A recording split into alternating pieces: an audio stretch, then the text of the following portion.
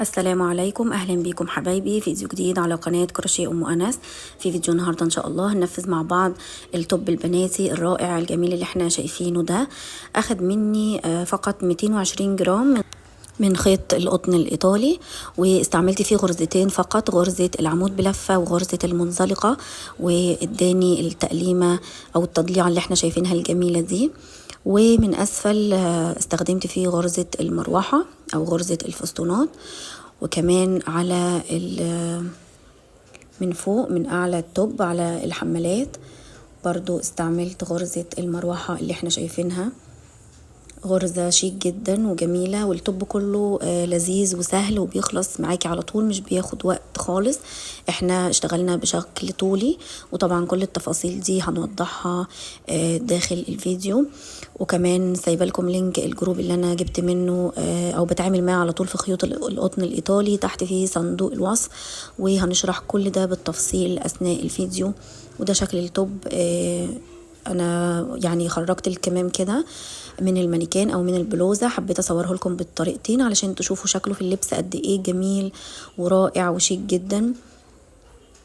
تعالوا على طول نبدأ ونشوف طريقة التنفيذ، وأتمنى تنوروني وتشرفوني بالاشتراك في القناة. ويلا بينا نبدأ ونتكلم عن تفاصيل الخيط. هشتغل التوب زي ما وضحت لكم بخيوط القطن الايطالي، وحابه اعمل لكم ريفيو سريع كده قبل ما نبدا الشغل. انا جايبه خيوط القطن الايطالي من جروب الجوري لبيع الخيوط لصاحبته الجميله حبيبه قلبي ياسمين نظمي، وهي صاحبه قناه جوري لتعليم الكروشيه على اليوتيوب. اكيد طبعا هي غنيه عن التعريف، واكيد معظمكم او كلكم متابعينها. الخيوط يا بنات مش قادره اقول لكم عن جمالها وملمسها الناعم الرقيق جدا، يعني طريه قوي وحلوه قوي قوي في الشغل. انا بصراحه ادمنت نوعيه الخيوط القطن الايطالي دي من جمالها، وطلبت منها الوان كتير، ولسه برضو هطلب تاني وتالت. فانا سايبه لكم لينك الجروب تحت في الديسكريبشن بوكس للي حابب يدخل وينضم لجروب الواتس عندها ويطلب اي اوردر باي كميه. وطبعا متاح الشحن لجميع المحافظات، ده غير طبعا خيوط القطن المكرميه القطن البيور اللي موجود عندها. كمان عندها اكسسوارات وخامات للشنط حلوه جدا. بصوا سمك الفتله اللي هو سمك الإليزا الكوتون جولد، مش الديفا. يعني الديفا أرفع كمان من ده أسمك سنة بسيطة عنه. يعني في سمك الكوتون جولد زي ما وضحت لكم. ممكن تسحبوا الفتلة من داخل البكرة علشان ما تتلعبكش معاكم، يعني متاح ان انتوا تسحبوا الفتلة من جوه البكرة لأن هي سهلة جدا في سحبها، وملفوفة بطريقة حلوة جدا ومتقنة. بجد انا حاسه ان انتوا هتدمنوا الخيط ده لما تستعملوه زيي، لان انا فعلا ادمنت الشغل بيه. تقدري بقى تعملي بيه توظفيه زي ما انت عاوزه، تعملي مربعات جراني لمفارش او مفارش وحدات، بلوزات. ممكن يستعمل كمان في الشنط او الشنط التابستري. يعني استعمالاته عديده وكتيره جدا. ان شاء الله ادخلوا الجروب عند حبيبه قلبي ياسمين، وباذن الله هتستمتعوا بجمال وخاماتها الجميله وجمال الوان الخيوط. وطبعا الخيوط دي بيناسبها، انا دايما بشتغل معاها بابره مقاس 2. قبل ما نبدأ، اللي لسه ما اشتركش في القناة أتمنى يسعدني ويشرفني وينضم معايا لقناتي الصغيرة علشان تكبر بيكم، ولايك للفيديو لو عجبكم شغلنا النهاردة والتوب بتاعنا الجميل النهاردة. ويلا بينا نبدأ ونشوف طريقة التنفيذ. هنشتغل المشروع بتاعنا النهاردة باللون العسلي، وهنركن بقى اللونين التانيين دول على جنب، وان شاء الله هنشتغل بيهم مشاريع تانية هنا في فيديوهات منفصلة على القناة. تمام كده. يعني لما تشتغلي عدد سلاسل لازم لما تقيسيه على المزورة يديكي 24 سنتي. انا طبعا اشتغلت قطعة صغيرة كتوضيح بس للتوب، ما اشتغلتش ال 24 سنتي كلهم نظرا لوقت الفيديو، علشان وقت الفيديو ما يطولش مننا. انا هديكي بس الاساسيات بتاعة الشغل وطريقة الشغل، وبعدين انت هتنفذي على اي مقاس انت حباه. بعد ما اشتغلت السلاسل اللي موجودة معايا، بعد ما اشتغلت عدد السلاسل المطلوب مني، هرتفع بسلسلتين وهلف الخيط على الإبرة وهفوت 3 سلاسل، وهروح على السلسلة رقم 4 وهشتغل عمود بلفة. تمام، يعني بعد ما هرتفع سلسلتين هتخطى 3 سلاسل، يعني السلسلتين اللي انا ارتفعتهم وكمان سلسلة. بعد كده هلف الخيط على الإبرة وهنتقل للغرزة اللي عليها الدور اللي بعدها على طول، وهشتغل عمود بلفة. تاني هلف الخيط على الإبرة، أروح للغرزة اللي بعدها عمود بلفة، وهكذا هشتغل عمود بلفة فوق كل غرزة هتقابلني لنهاية السلاسل. اوكي تمام كده، اشتغلت عمود بلفة فوق كل سلسلة لحد نهاية الدور. هنبدأ في السطر التاني، هرتفع بسلسلة واحدة بس وهلف الشغل بالشكل ده، وهنشتغل بقى الدور كله بغرزة المنزلقة. انا ارتفعت سلسلة واحدة بس، ارتفاع غرزة المنزلقة. هو التوب كله معانا عبارة عن سطرين اتنين بس وبنكررهم، سطر عمود بلفة والسطر ده هيبقى بغرزة المنزلقة. هنزل بالإبرة تحت حلقتين الغرزة كده واشتغل غرزة منزلقة تحت الحلقتين، واسحب خيط واطلع من اللفة كمان اللي معايا على الإبرة، وهشتغل غرز منزلقة تمام بالشكل اللي احنا شايفينه ده. وهكذا هكمل بغرز المنزلقة برضو فوق كل عمود غرزة منزلقة لحد نهاية الدور. وصلت لنهاية السطر، وحابة اشتغل معاكم اخر غرزة منزلقة على السطر علشان كتير مننا بينساها وبيتلخبط. شايفين الثلاث سلاسل دول بتوع الارتفاع اللي هم كانوا في بداية الشغل خالص، بنزل بالإبرة تحت الحلقتين وبشتغل غرزة منزلقة، والغرزة دي ضرورية جدا منساهاش علشان بتظبط لي السطر. زي ما احنا شايفين اديتنا زي حرف في كده. بعد كده هرتفع سلسلتين، دول مش هحسبهم معايا من ضمن عدد الأعمدة، مجرد ارتفاع بس بيظبط لي السطر. وزي ما اتفقنا ان احنا شغالين كده بطريقة طولية رايح جاي بطول التوب، والسلسلتين دول مش هيتحسبوا معانا من ضمن العدد. السطر ده كله هيبقى أعمدة بلفة، بس هشتغلها فين؟ هشتغل في الحلقة الخلفية لغرزة المنزلقة. زي ما احنا شايفين في حلقات خلفية هنا اهو، لو قلبنا الشغل هنا بمر بالإبرة، بصوا زي ما احنا شايفين كده، وهشتغل عمود بلفة. انا ماليش دعوة برسمة الضفيرة او حرف الفي اللي مرسومة على وش الشغل، انا بقلب الشغل لورا كده وهشتغل أعمدة بلفة في ظهر الغرزة نفسها.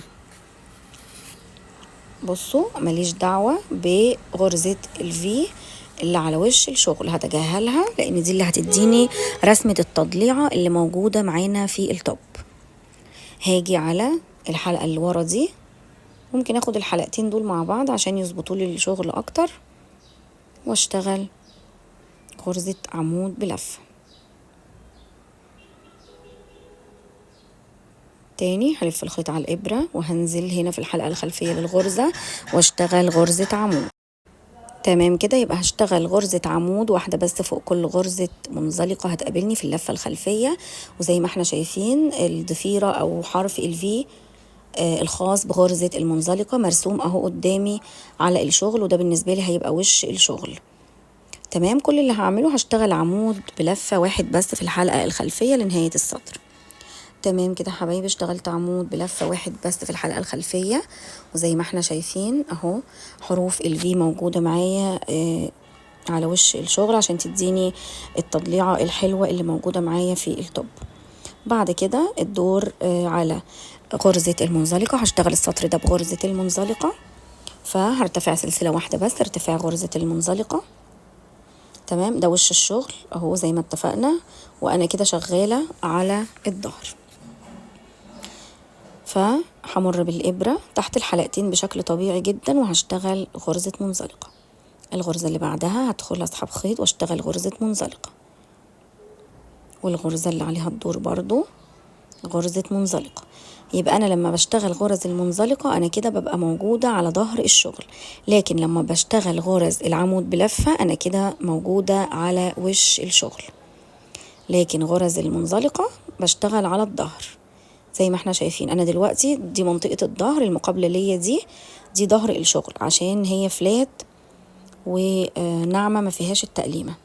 انا كده وصلت لنهاية الدور. وبرضو ناخد بالنا كويس جدا في عمود بيكون مستخبي هنا اهو، اللي هو بشتغله بعد السلسلتين الارتفاع على طول، منفوتوش علشان هيفرق معانا جدا في العدد. فناخد بالنا ونشتغل فوقيه برضو هو كمان غرزة منزلقة، علشان بصوا الجنب يطلع ستريت ومستقيم كده. وبعد كده هرتفع ب2 سلسلة ومش بيتحسبوا معانا زي ما وضحت من ضمن عدد الغرز. هعدل بقى الشغل او هلف القطعة بتاعتي، وهاجي هنا في الضلع الخلفي للغرزة وهشتغل عمود بلفة. انا ماليش دعوة بغرزة المنزلقة من الامام اللي هم حرفين الفي، هسيبهم زي ما هم عشان هم دول اللي هيدوني التقليمة او التضليعة بتاعة الشغل. انا باجي هنا على الحلقة الخلفية من الخلف كده وهشتغل عمود بلفة. الغرزة اللي بعدها برضو على طول هاجي في الضلع الخلفي وهشتغل عمود بلفة. الغرزة اللي بعدها برضو في الحلقة الخلفية هنا عمود بلفة، وهكذا. هي دي هتبقى طريقة شغلي الثابتة طول ما هشتغل التوب كله بالكامل. هشتغل سطر عمود بلفة وسطر منزلقة، سطر عمود بلفة واقلب الشغل، وسطر منزلقة في منزلقة، والسطر التاني عمود بلفة في الحلقة الخلفية، وهكذا هكمل بنفس الطريقة لحد ما هتوصلي بقى دوران التوب، سواء هتقسيه على بنوتك او البنوته اللي انت هتنفذي لها التوب، او هتستعملي جدول المقاسات. يعني انت اللي هتشوفي وتقرري انت هتعملي التوب ده لانه مقاس. وانا زي ما وضحت بعمل التوب ده للسن الشباب اللي هو مثلا في حدود 13 و14 و15 سنة. فهرتفع بقى بالسطور وهرجع اوريكم انا ارتفعت بكام سنتي، ونكمل بقية خطوات التوب ونشتغل الحمالات. فضلت مستمرة بالشغل وبالسطور زي ما وضحت بنفس الطريقة. شايفين قد ايه بقى شكله جميل لما القطعة كبرت معايا. وبصوا التقليمة والتضليعة بتاعت التوب بتاعت غرزة المنزلقة لما اشتغلتها، شايفين قد ايه شكلها رائع جدا وجميل. اهي واضحة اهي معايا بارزة على الشغل، وده طبعا منطقة ظهر الشغل. انا ارتفعت بالقطعة دي وهنقيسها دلوقتي مع بعض. دي القطعة طبعا اللي هي هتديني دوران التوب كله الامام والخلف. فلو جينا كده نقيسها بالمزورة، انا هحاول اظبط بس المقاس 80 سنتي. تمام، القطعة وصلت معايا ل80 سنتي. طبعا الكادر بتاع الكاميرا مش هيقدر يجيب القطعة كلها. دلوقتي هبدأ بقى اقفل التوب على منطقة الوش عادي، لان انا هشتغل برضو بغرزة منزلقة. فالسطر اللي انا هقفل بيه ده محتاجة ان هو يديني التضليعة هيها برضو اكني يعني ما قفلتش او ما عنديش مكان قفلة ولا اي حاجة. انا عاوزاه يديني تضليعة زي باقي السطور المضلعة اللي موجودة عندي دي. على وش الشغل زي ما انا موجودة كده همر بالابرة من هنا وهسحب الحلقة اللي موجودة معايا هنا على الشغل. وطبعا لو هتتلخبطي او المقاس مش هيظبط معاكي، الضلعين مش هيظبطوا قدام بعض، ممكن تحطي ماركرات. تمام كده مثلا بالطريقة دي، علشان مفيش ضلع يطلع اطول من ضلع، يبقى القطعتين كده مظبوطين معايا قدام بعض. هظبطهم بالماركرات افضل.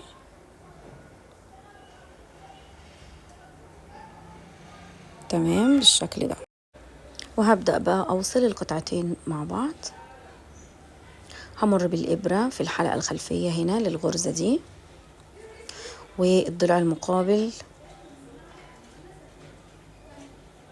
هاخد الضلع اللي قدامي ده على طول، يعني الضلع الخلفي من هنا والضلع الأمامي من هنا. تاني همر بالإبرة في الضلع الخلفي ده والضلع اللي قدامي على طول من الطرف التاني أو الغرزة التانية اللي في الضلع اللي قدامي. ناخد بالنا كويس عشان الخيط ما ينسلش مننا واحنا شغالين. نشيل الإبرة ونمررها تاني عشان الغرزة أو الشغل ما يبقاش معانا منتوش أو في فتلة سايبة منه. همر بالإبرة من الضلع الخلفي للغرزة دي والضلع الأمامي للغرزة اللي قدامها على طول في الطرف اللي قدامها، وهشتغل غرزة منزلقة. تاني همر بالإبرة في ضلع الغرزة اللي قدامي ده على طول، وهاخد الضلع في الضلع الخلفي للغرزة والضلع الأمامي اللي قدامها زي ما احنا شايفين كده. طريقة الوصل ناعمة جدا اهو، وشكلها حلو ومش متلاحظة او مش باينة، وهتديني برضو تقليمة زي بقية التضليعات اللي موجودة معايا على التوب. هكمل بقى وهوصل الضلعين مع بعض لنهاية القطعة. تمام كده وصلت القطعتين مع بعض اهو زي ما احنا شايفين بالشكل ده. وخلاص بقى انا مش محتاجة الماركرات معايا تاني، هبدأ اشيلها. بعد كده الخطوة اللي هنعملها الجاية هو اني هبدأ احدد اماكن الحمالات. انا هنا اوريدي حطيت الماركرات، بس طبعا هوريكم المقاسات اللي انا اخدتها او اللي انا حددتها. في البداية انا لما تنيت القطعتين مع بعض ووصلتهم ببعض وطبقتهم كده، القطعة الواحدة او الامام هيبقى عندي 40 سنتي والخلف برضو 40 سنتي، لانه القطعة كلها اللي انا اشتغلتها كانت 80 سنتي. فالقطعة اللي قدامنا هنبدأ نقسم عليها، هنشتغل بناء على 40 سنتي اللي موجودين قدامنا دلوقتي في الأمام. فالتقسيمة بتاعتنا هتكون ازاي؟ هندي 12 سنتي للكتف اليمين أو حردة الإبط لحردة الإبط من الجهة اليمين. تمام، 12 سنتي وهتحطي ماركر. ده بالنسبة لحردة الباط اللي من الجهة دي، ومن الجهة التانية برضو نفس المقاس هنديها 12 سنتي لخط الإبط التاني. أما بالنسبة لمنطقة الصدر اللي بين الحمالات فطبعا هتبقى 16 سنتي. فلو جينا جمعنا 16 سنتي مع 12 للباط الأيمن و12 للباط الأيسر هيدونا المجموع 40 سنتي اللي هو مجموع الأمام اللي احنا شغالين عليه دلوقتي. هنسيب بقى العلامات بتاعتنا زي ما هي، هنشتغل مع بعض الحمالات. بس قبل ما افصل الخيط هشتغل دور من غرز الحشو في منطقة أسفل التوب. تمام، علشان بس نديها زي برواز كده لمنطقة أسفل قبل ما أقص الخيط وأبدأ في شغل الحمالات. هنشتغل عدد أدوار من غرز الحشو في أسفل التوب، وبعد كده هنشتغل عليه أو حواليه زي فسطونات كده. فهعلم أول سلسلة ارتفعت بيها واشتغلت فيها غرزة حشو، هعلمها بالماركر علشان ما تلخبطش. في نهاية غرزة المنزلقة هشتغل غرزة حشو، وهنا ورا العمود بلفة اللي كنت بشتغله هشتغل 2 غرزة حشو، لأنه العمود طويل شوية فهشتغل وراه 2 غرزة حشو. وفوق شايفين السطر اللي هو بارز ده اللي أنا كنت اشتغلته بغرز المنزلقة هشتغل فوقيه أو في نهاية الغرزة عنده غرزة حشو. ورا العمود بلفة هشتغل 2 حشو، 1 2. وفي نهاية الضلع البارز اللي هو خاص بغرزة المنزلقة هشتغل غرزة حشو، وهنا حوالين العمود بلفة 2 حشو. وفي نهاية ضلع البارز ضلع المنزلقة هنا هشتغل غرزة حشو، أو هستمر بنفس التقسيمة دي لحد ما اوصل لمكان الماركر. وصلت كده للمكان اللي فيه الماركر، فهقفل بغرزة منزلقة وهشيل الماركر. بعد ما قفلت بغرزة منزلقة هرتفع سلسلة في نفس المكان اللي أنا موجودة فيه، هشتغل غرزة منزلقة غرزة حشو.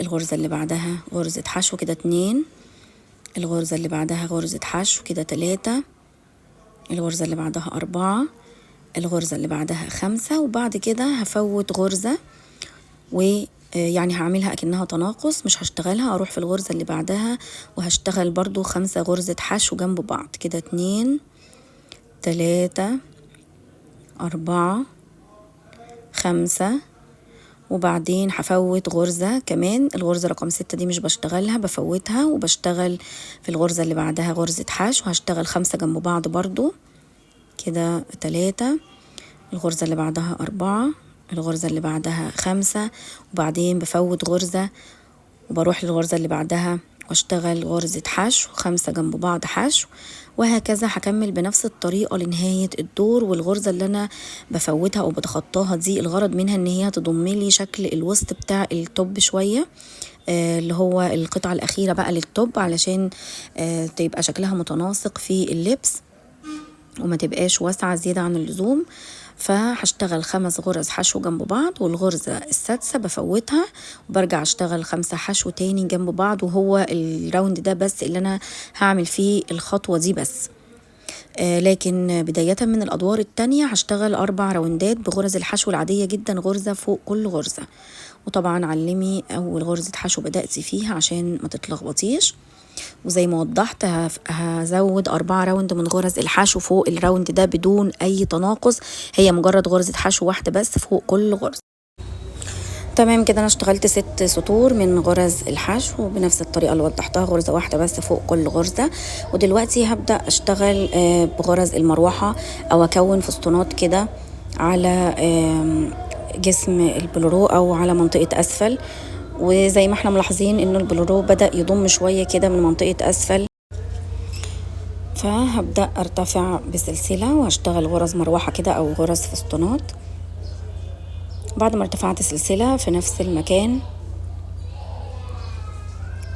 هدخل بالإبرة وهشتغل غرزة حشو، وبعدين هلف الخيط واتخطى 1 2، وفي الغرزة رقم 3 هشتغل 5 عمود 1 2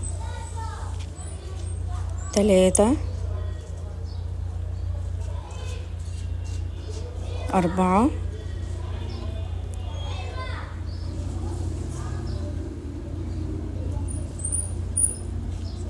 تمام. والغرزة الأخيرة غرزة رقم 5 عمود بالشكل ده. بعد كده هتخطى غرزتين 1 2، وهروح للغرزة الثالثة وهشتغل غرزة حشو. بعد كده هلف الخيط على الإبرة وهتخطى غرزتين، وفي الغرزة الثالثة هشتغل 5 عمود 1 2 3 4 5 عمود بلفة. هكرر، هتخطى غرزتين والغرزة الثالثة هشتغل حشو، وهكذا بنفس الطريقة. يعني مرة هشتغل حشو وأفوت غرزتين واشتغل 5 عمود، وبعدين أفوت غرزتين واشتغل حشو، وأفوت غرزتين واشتغل 5 عمود، عشان تديني شكل الفستونات الجميلة اللي احنا شايفينها دي لحد ما اوصل هنا المكان ما بدأ. تمام كده حبايبي، خلصت الراوند بالكامل. آخر حاجة اشتغلتها كانت 5 عمود. شايفين غرزة الفستونات او المروحة شكلها رائع جدا ازاي، ادتني شكل جمالي جدا على التوب بتاعنا. بعد كده اتبقى معايا اهو اخر غرزتين تلقائي هما اتبقوا معايا على السطر اللي انا كنت متعودة بفوتهم، فخلاص هتخطاهم واروح لغرزة الحشو اللي انا بدأت بيها شغلي واشتغل بغرزة منزلقة، اخد سلسلة لتأمين شغلي وبعدين اقص الخيط. دلوقتي هنبدأ نشتغل بقى في منطقة الحمالات، في منطقة أعلى للتوب. فهمر بالإبرة من العلامات اللي أنا حطاها كده، يعني على يمين العلامة كده بغرزة أو غرزتين، يعني مش همرر الإبرة في نفس الغرزة اللي موجود فيها الماركر، لا هبعد عنها غرزة كده أو غرزتين علشان الحمالات عندي تبقى عريضة شوية. أنا هشتغل على 4 أعمدة. هرتفع ب3 سلسلة وهعتبرهم معايا كأول عمود، وبعدين هلف الخيط على الإبرة وهروح للغرزة اللي بعدها، أو أحاول أوجد لنفسي أماكن كده واشتغل تاني غرزة عمود، ألف الخيط على الإبرة والغرزة اللي بعدها تالت عمود، ألف الخيط الغرزة اللي بعدها رابع عمود. تمام. طبعا هي دي مش هتبقى عرض الحمالة بس، أنا بعد ما أخلص شغل الحمالة هنشتغل فستونات زي اللي اشتغلناها في منطقة أسفل التوب، هشتغل حمالات برضو فستونات حوالين الحمالات. هرتفع ب3 سلسلة وهعتبرهم معايا غرزة عمود، هلف الخيط على الإبرة وهروح للغرزة اللي بعدها. أنا هتخطى بقى ارتفاع ال3 سلاسل دول الغرزة اللي أنا ارتفعت من عندها، ماليش دعوة بيها. هروح على الغرزة اللي بعدها وهشتغل غرزة عمود، يبقى ده كده معايا تاني عمود. الغرزة اللي بعدها على طول هنا ده كده بالنسبة لي تالت عمود، وألف الخيط على الإبرة ومنساش أشتغل هنا في آخر غرزة اللي هو ارتفاع ال3 سلاسل، وده كده يبقى معايا رابع عمود. هكرر، هرتفع 3 سلسلة أول عمود، الغرزة اللي بعدها تاني عمود، الغرزة اللي بعدها تالت عمود، والغرزة اللي بعدها رابع عمود. تاني هكرر 3 سلسلة، هعتبرهم معايا عمود بلفة. ألف الخيط على الإبرة، أروح للغرزة اللي بعدها على طول واشتغل تاني عمود، الغرزة اللي بعدها تالت عمود بلفة، والغرزة الأخيرة اللي هو هشتغل فوق ارتفاع ال3 سلاسل. اخد بالي كويس جدا ومنساهمش. يبقى كده أنا اشتغلت 4 عمود. هستمر بنفس الطريقة بقى بسطول رايح جاي من غرز العمود بلفة بالشكل ده لحد ما يوصلوا معايا تقريبا ل40 سنتي، وهشتغل بنفس الطريقة برضو الحمالة التانية وهنرجع نقفلهم مع بعض. تمام كده ارتفعت بعدد أسطر، أنا مش عارفة ارتفعت بكام سطر، ولكن لو جينا قسناه مع بعض طول الحمالة هنلاقي انه وصل معايا طول الحمالة ل40 سم. هبدأ أثبت الحمالات بقى، بس ناخد بالنا كويس جدا وانتي بتتني الحمالات وتطبقيها لازم تبقى مفرودة ومستقيمة اهو زي ما انا بعمل كده على نفس الاستقامة، علشان بعد ما تركبيها ما تتفاجئيش ان هي مش مظبوطة منك وترجعي تفكي تاني. هقلبها كده بالطريقة دي، يعني هي معدولة معايا كده اهو، المفروض ان هي دي عدلتها، فانا هقلبها كده للداخل علشان الخياطة تبقى وطريقة الوصل تبقى لظهر الشغل لمنطقة جوه مش لبره. ما شيلش الماركر غير لما اتاكد 100% ان انا خلاص واقفه هنا في المكان المظبوط اهو. تمام، احنا حطينا ماركرات طبعا مقابله للحمالات، يعني زي ما خدنا المقاس من على الامام مقاس الحمالات وحطينا الماركرات، بناخد المقاس برضو من على الخلف ونحط الماركرات علشان الحمالات تبقى مقابله بالظبط لبعضها. في الحاله دي بقى هبدا اشيل الماركر لما باخد اول غرزه. هثبت بقى ال4 غرز مع بعض ب4 غرزة حشو، ال4 عمود ب4 غرزة حشو. همر بالإبرة غرزة من جسم التوب كده وغرزة من على الحمالات، وهشتغل غرزة حشو، والغرزة الأخيرة برضو غرزة من هنا من على التوب وغرزة من الحمالات، وبشتغل غرزة حشو. ولما اتأكد خلاص انه تمام كده الحمالات اتثبتت، بصوا دي منطقة بقى الخارج او منطقة الوش، بصوا مش باينة ازاي. هبدأ بقى اشتغل فستونات حوالين الحمالات، وشغلي هيبقى هنا على منطقة الحمالات على يعني ورا العمود بلفة اللي انا اشتغلته. فزي ما احنا شايفين الأعمدة دي هشتغل وراها الأعمدة بلفة بتاعة الفستونات. فهبدأ كده اعمل عقدة بداية واسحب الخيط من الكورنر اللي عند الحمالات، هرتفع 3 سلسلة كارتفاع غرزة عمود بلفة.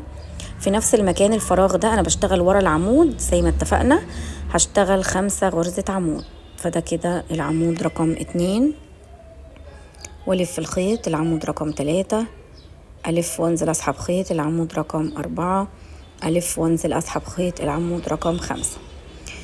تمام، احنا هنخليها 5 أعمدة بس علشان ما تبقاش مليانة قوي. بعد كده الفراغ اللي بعده على طول هشتغل حشو، هلف الخيط على الإبرة، هروح للعمود اللي بعده او الفراغ اللي بعده. بصوا انا هشتغل حوالين الأعمدة هنا زي ما اتفقت. عمود هشتغل عنده وراء ال5 عمود بلفة، والعمود اللي بعده هيبقى عنده غرزة الحشو، فانا كده هشتغل 5 عمود بلفة.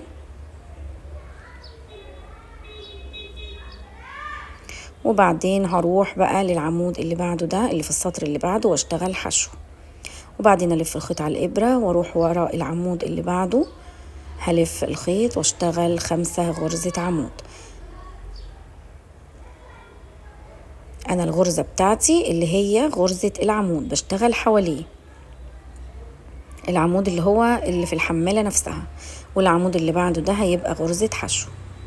تمام، بنفس الطريقة دي، وهكمل بقى حوالين الحمالة كلها لحد ما اوصل لنهاية الحمالة من الطرف او من الجزء التاني. تمام كده خلصت شغل بغرز المروحة حوالين الكتف كله او الحمالة كلها، وكمان اشتغلت الحمالة التانية بنفس الطريقة اللي وضحتها. دلوقتي هنبدأ نشتغل برضو بغرز المروحة اللي هي الغرزة الزخرفية معانا دي اللي بتزيني شكل التوب. هشتغل هنا في منطقة الصدر في الأمام وفي الخلف بنفس غرزة المروحة برضو اللي احنا اشتغلناها على حواف الحمالات. فهبدأ أوصل الخيط هنا من الكورنر ده، همر بالإبرة من تحت الخيط كده، من تحت الغرزة، وهوصل الخيط، هعمل عقدة البداية، هسحبه من الغرزة. تمام. وهشتغل غرزة حشو في نفس المكان اللي انا موجودة فيه، وبعد كده هشتغل حوالين العمود بلفة برضو غرزة حشو، وفي نفس المكان غرزة حشو، وفي اخر الضلع غرزة المنزلقة، الخط البارز ده هشتغل غرزة حشو، غرزتين حشو ورا العمود او حوالين العمود، وغرزة حشو هنا في الخط البارز ده في نهاية الخط البارز. احاول اسس لنفسي دور من غرز الحشو علشان اشتغل فوقيه غرزة المروحة، يكون من السهل عليا ان انا اشتغل غرز المروحة فوقيه. تمام كده خلصت وعملت لنفسي سطر تأسيس من غرز الحشو، وهبدأ وفصلت الخيط وهبدأ اشتغل من نفس الاتجاه تاني غرز الفستونات دي بقى. بعد ما وصلت الخيط هفوت سلسلتين وهروح للغرزة رقم 3 وهشتغل 5 عمود بلفة. تمام كده اول عمود في نفس المكان، العمود رقم 2 في نفس المكان، العمود رقم 3، العمود رقم 4، والعمود رقم 5. تمام. بعد كده هفوت غرزتين واروح للغرزة الثالثة واشتغل غرزة حشو. هكرر تاني،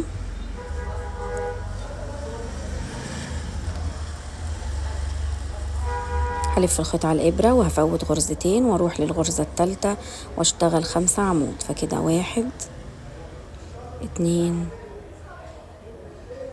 3، كل ده طبعا انا موجودة في نفس المكان، بشتغل في نفس المكان. الغرزة اللي بعدها 4 والعمود اللي بعده في نفس المكان برضو 5، وبعدين هفوت سلسلتين واروح للسلسلة رقم 3 واشتغل حشو، وهكذا. وهرجع افوت سلسلتين في السلسلة رقم 3 واشتغل 5 عمود في نفس المكان، 1 2 3 4 5. وبعد ما بخلص بقى السطر بالكامل اللي انا موجودة فيه ده اللي بشتغله معاكم بغرز المروحة، هشتغل منطقة الظهر الصدر، هقلب البلورو على الجهة التانية وهشتغل نفس اللي اشتغلته، وبرضه هشتغل في منطقة الإبط، يعني حاملة كل الأماكن بغرز المروحة دي، لأن دي الغرزة الزخرفية الأساسية معانا في التوب. فهشتغل بقى في الجهة المقابلة دي زي ما وضحت لكم بين الحمالات في الظهر، وكمان هشتغل على مناطق خط الإبط. وتمام كده خلصت شغل بالطريقة اللي شرحتها بغرز الفستونات، ودي منطقة خط الإبط، اشتغلت على منطقة الإبط وكمان منطقة الصدر والظهر بغرز الفستونات او المروحة اللي انا وضحتها، وهي دي شكل الحمالات. وبكده يكون التوب بتاعنا النهاردة خلص وانتهى بالكامل. طريقته سهلة جدا وبسيطة، وكله بيعتمد على غرز العمود بلفة وغرز الحشو كمان المنزلقة، وكل اللي عليك انك هتتبعي الخطوات اللي انا شرحتها، وان شاء الله يبقى شغل واضح وسهل وبسيط بالنسبة لك. بتمنى يا رب يكون التوب بتاعنا النهاردة عجبكم، وكمان تنفذوه تقولوا لي رأيكم في اللون بتاعه، ولو انتوا نفذتوه هتنفذوه بأنه لون. وكمان مستنية كومنت حلو منكم تحت في التعليقات علشان أشوف رأيكم في التوب اللي عملناه النهاردة. استنوني إن شاء الله في فيديوهاتي القادمة. بشكركم جدا لحسن مشاهدتكم ومتابعتكم، والسلام عليكم ورحمة الله.